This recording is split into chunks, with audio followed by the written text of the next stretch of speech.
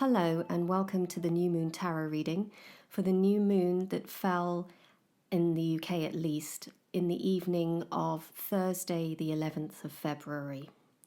We're going to dive straight into the reading because it just feels like a diving straight in kind of month. So I thought that I would do that.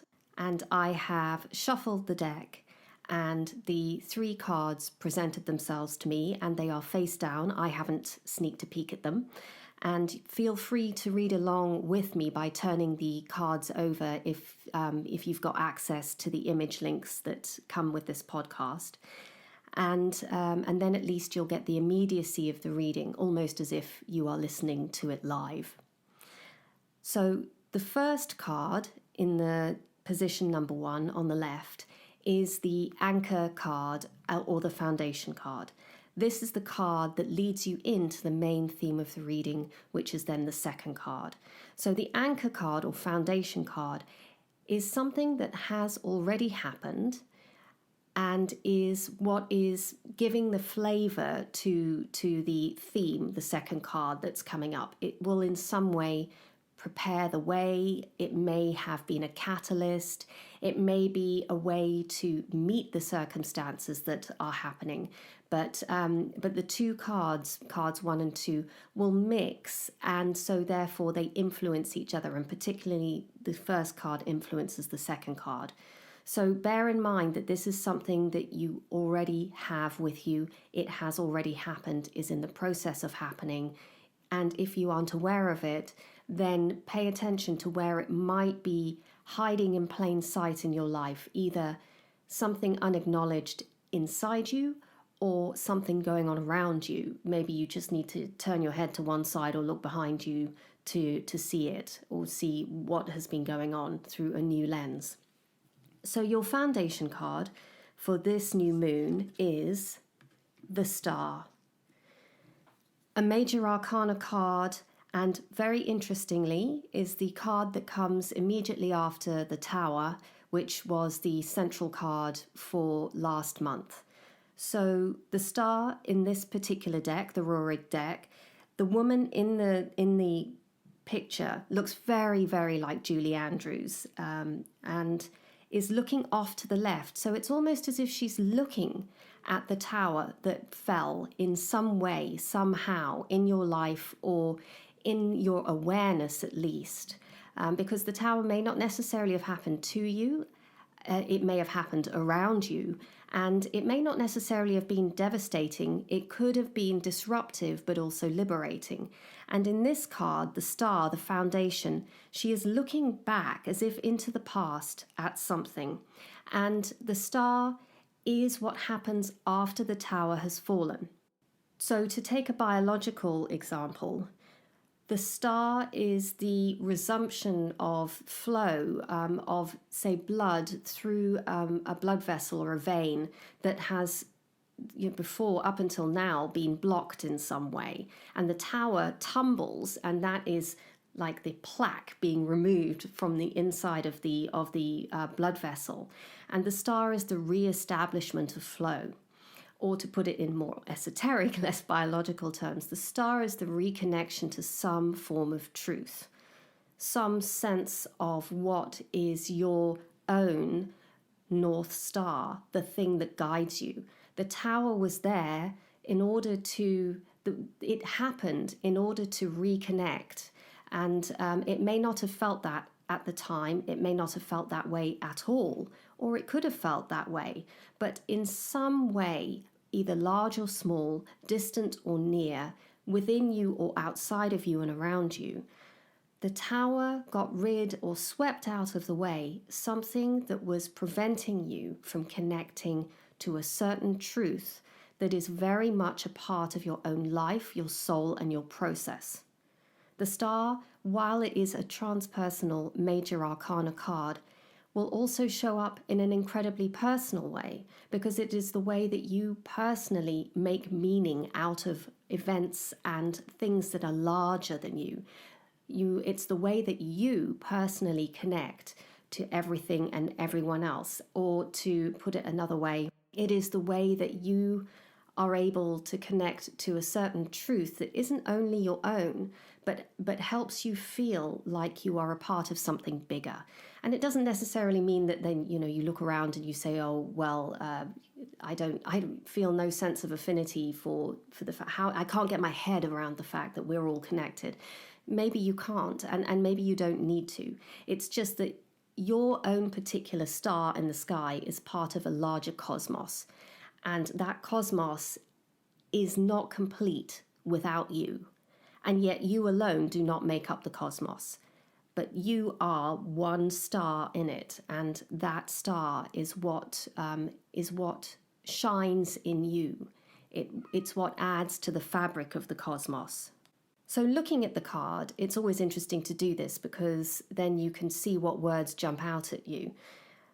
There are in this particular version of the card several words that are actually in English because sometimes Carl Röhrig's cards seem almost exclusively to be in German, and unfortunately my German is not that good. But here there are some words that do stand out. And the first one is Aquarius. Well, we are in Aquarius at the moment, so that is the foundation. By very nature of this card, we are all connected in some way anyway, because we are all in the Aquarian time of the year. So that alone is something that unites us all in the cosmos. But then the other words that stand out for me are inspiration, crystallization, and clear vision, self-confidence, conjunction with universal intelligence. And there's that idea of that conjunction with universal intelligence, that part of you that intersects with what is true for you, but which is then also joins you up with something bigger than you, even if you're not aware of it. And there is something here that then goes hand in hand with the other words, the self-confidence, because it does imbue you with a certain self-confidence. So one of the things, because this is foundational, is to look and see where there has been an opportunity to reconnect and believe in yourself again, to be able to see clearly again, clear vision, where something has pulled sharply into focus, perhaps for the first time. And maybe it's something that's been eluding you for a very, very long time, that you couldn't get your head around it, that you couldn't quite see what was going on. And infuriatingly, it may have been going on to the point where it was just as if you were walking around without your glasses on, and you were very aware of something going on, but you couldn't understand what or necessarily why. And perhaps what has happened in the recent past, what may be happening now, is that there is this moment where things do pull into focus and you go, there you go. Now I get it. Now I understand that. Now I can see clearly what's been going on there, what's been going on in me, what's been going on in that situation, what's been going on with you. But in some way it will be connected to a sense of inner truth and integrity, where you then once again feel in greater alignment with yourself. Now, for those of you who don't necessarily understand what alignment is and why should you, alignment can actually be felt in a very bodily way. So alignment as a theory is all well and good, but it is actually better understood as a felt sense. And alignment is that sense of being in harmony with yourself. You may not necessarily be in harmony with the world around you, by the way, because you can be in harmony with yourself and not necessarily in harmony with the world, but it doesn't matter, or it doesn't matter enough to stop you from being in harmony with yourself. And there is a sense that your words and your intentions and your actions all line up. That there is an integrity that sort of rings throughout your body and even comes out in a sense of authority in your words. The tone is one that's authoritative. The words don't just simply disappear as soon as they've come out your mouth or sort of tumble to the ground unheard, unacknowledged. But they are They are loud and clear, even if they are spoken softly. So the star, foundational, in you, connects you and connects you to everyone and everything else, even if you're not aware of that. When you're on purpose, when you are on your path, when you are following your guiding star, you are connected. You're hooked into the universe. So there's your foundation. And what it is meeting this month is the Ace of Swords. Such clarity with both of these cards, just clear, clear, clear.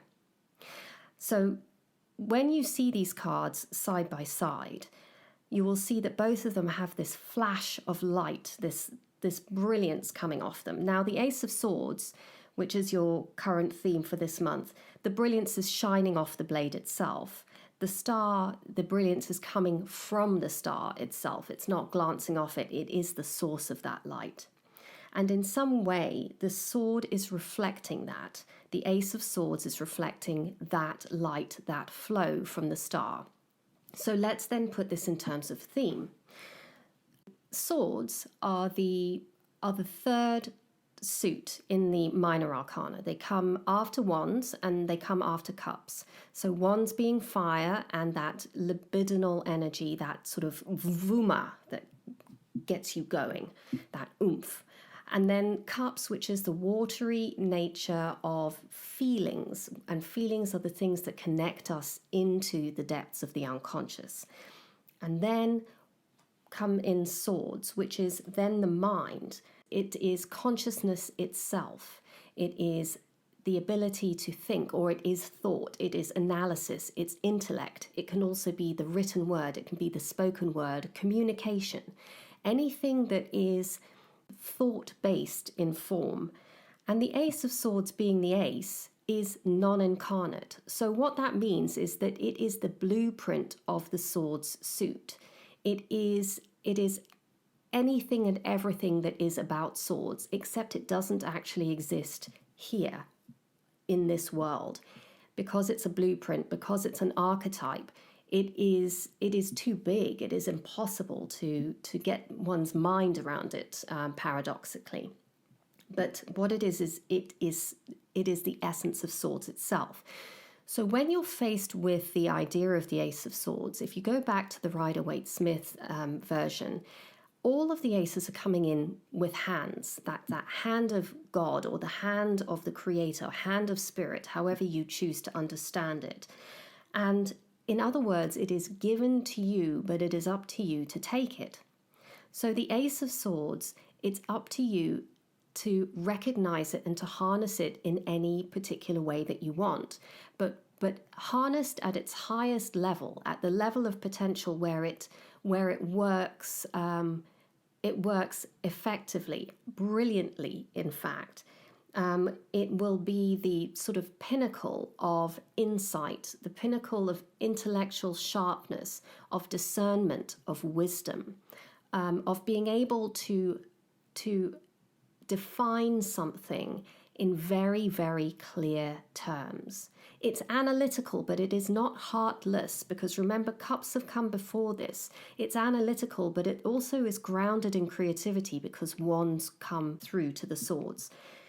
So what you have here as the theme is this ability for insight, this ability for clarity, but it is something that you have to believe in. It's something that you have to actively connect with. So it's almost as if you have to make that first step to understand that it's available.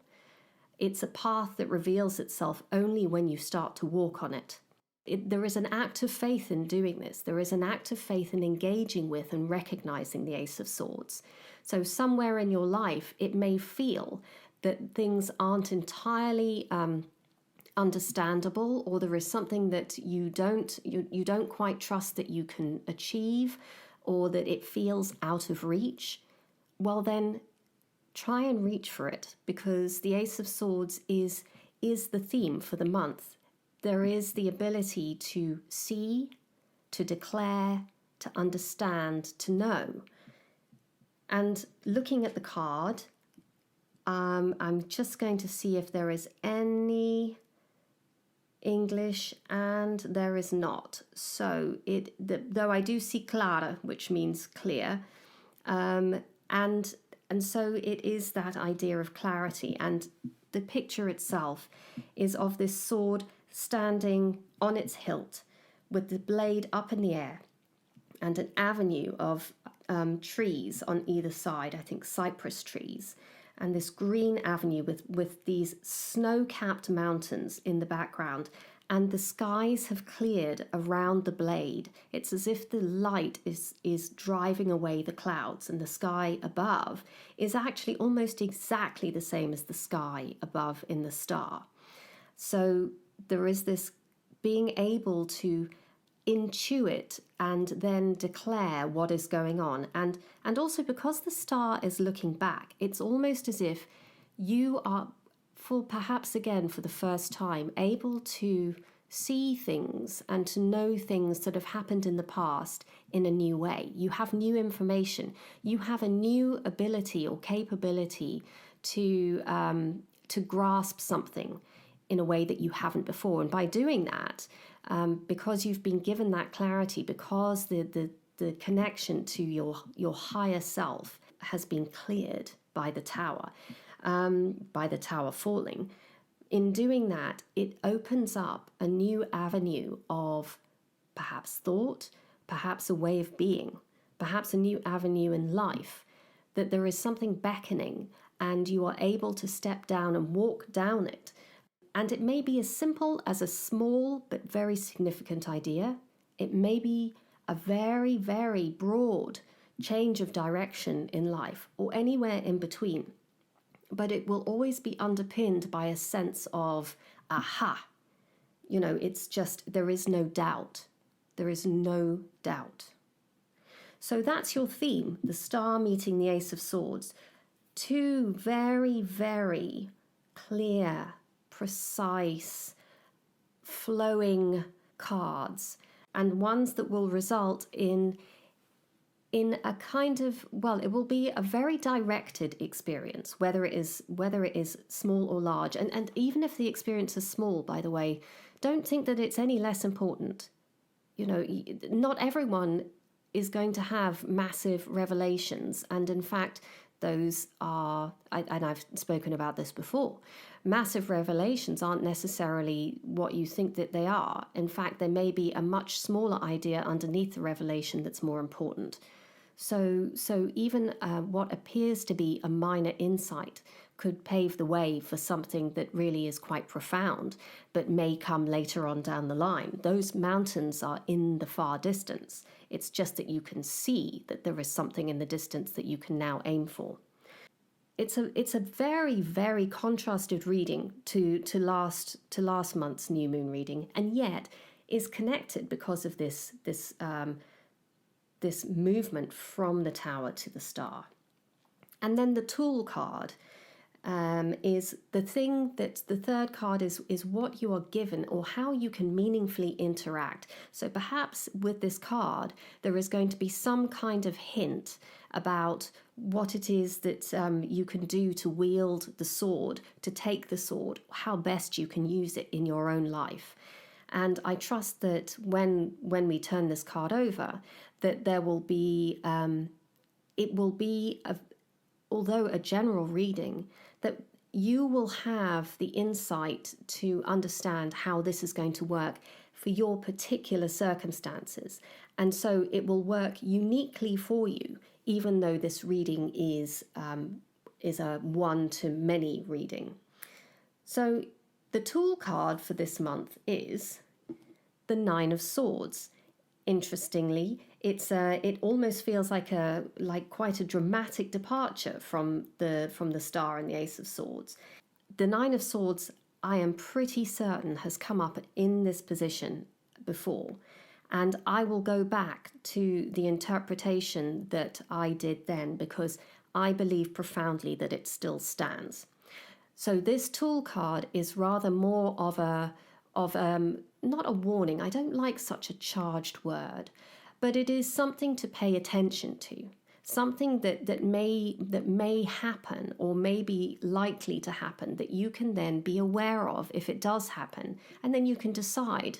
Maybe you can apply the sword in a way that you can decide whether to go down that particular path or whether you want to go another way. So the Tool card, being the Nine of Swords, is about being aware of when those swords, that Ace of Swords, because the Ace of Swords can be implemented, can be applied in any of its manifestations from 2 through to 10 when we bring it down into this plane of existence. The Nine of Swords is a reminder of what can happen when we go into Nine of Swords territory, when we take that ace and it becomes a weapon with which we harm ourselves. So the Nine of Swords is called cruelty, but this cruelty it can be cruelty to others, but it always has its genesis in cruelty to oneself first. Because people who hurt others are people who are hurting.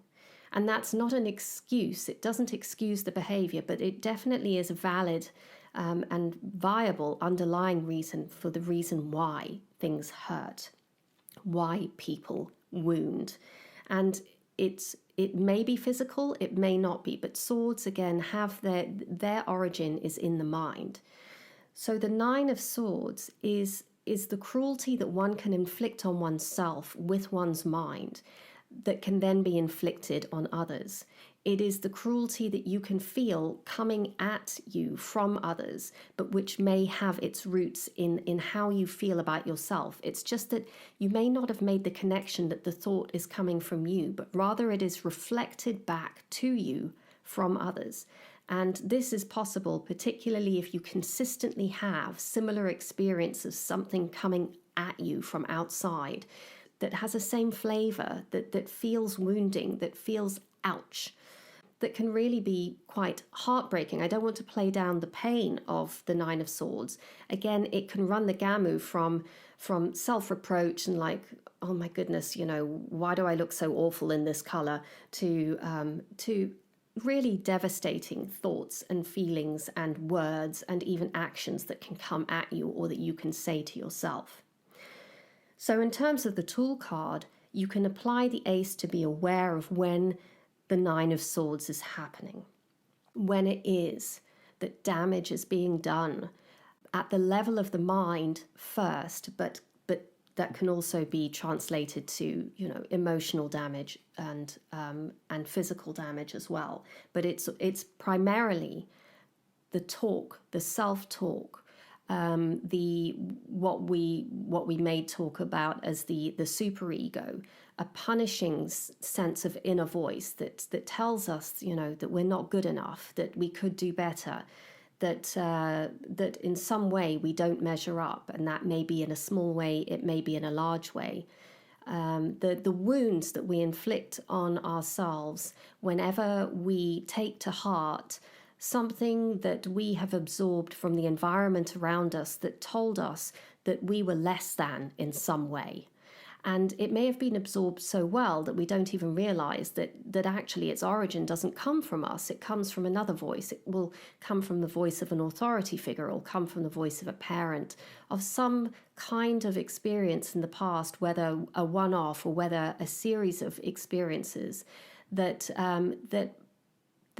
warped what was true for us, that took our connection that we had in the start, our original connection to our inner truth, and fed it through so many filters that we forgot what the truth was, and we took this on as the truth.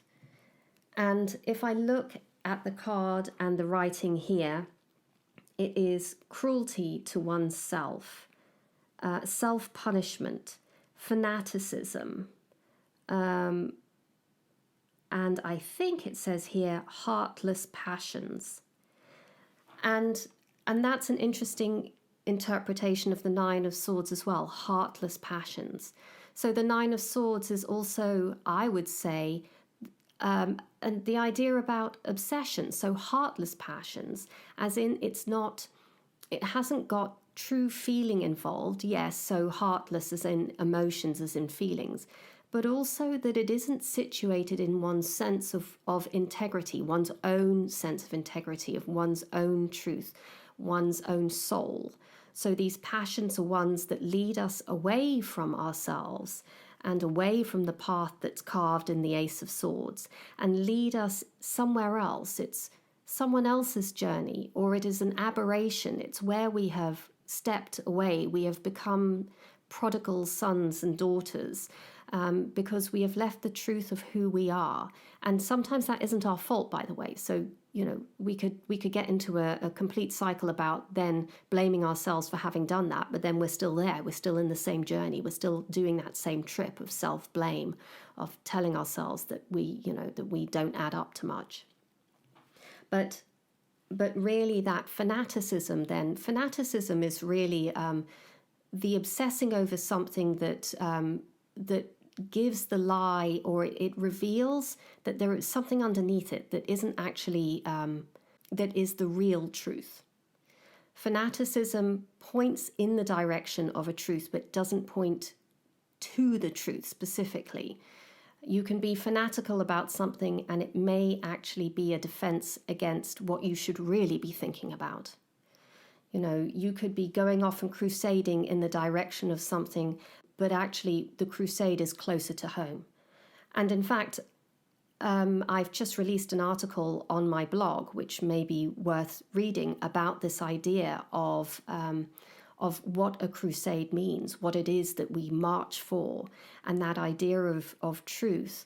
And very often, particularly from certain psychological stances, and definitely from a Jungian stance, that idea of gathering up arms and marching out into the world, and there are a lot of fanatics out there at the moment, people who cannot and will not leave alone a particular obsession or an idea. It runs their lives. That you go out, there is a lot of fanaticism because it is a very, very time-consuming, incredibly effective way of avoiding the wound in oneself. And the true wound is the one that's worth attending to.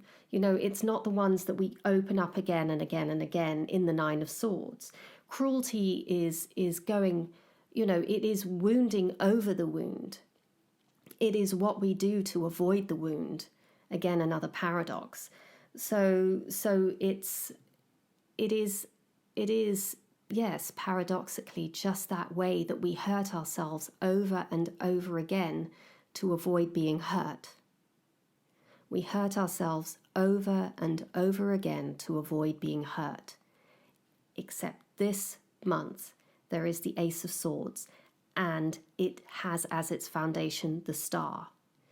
We have, each of us in our own ways, with our own individual experiences and our own individual connections to the star, have a way of being able to see something different about the cycles that we may get into, where we wound ourselves, where we subject ourselves to damage, whether that damage is done to us by proxy or whether we do it to ourselves, or both. The Ace of Swords can be applied as the medicine to the Nine of Swords.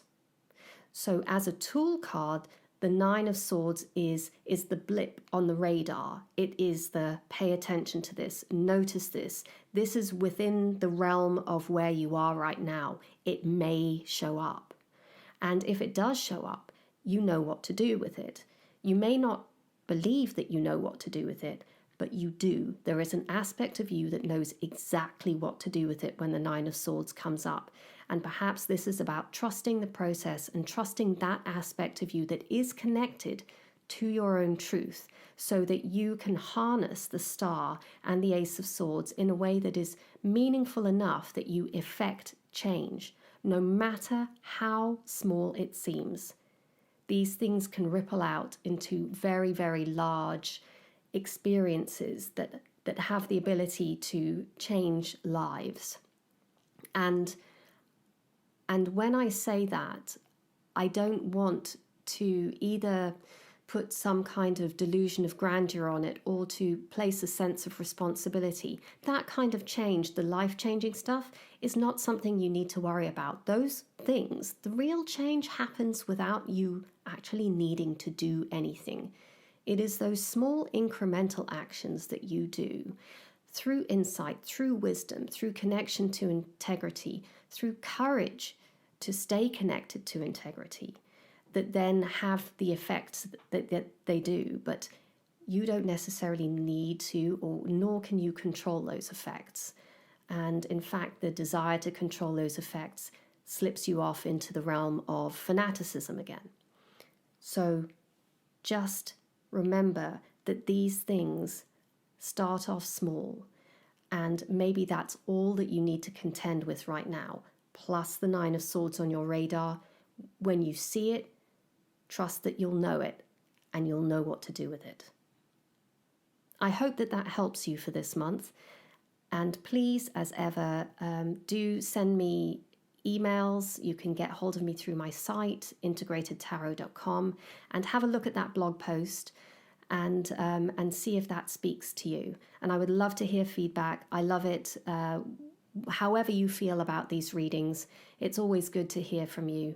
And while I may not be able to respond immediately to everything, I do read everything, I promise.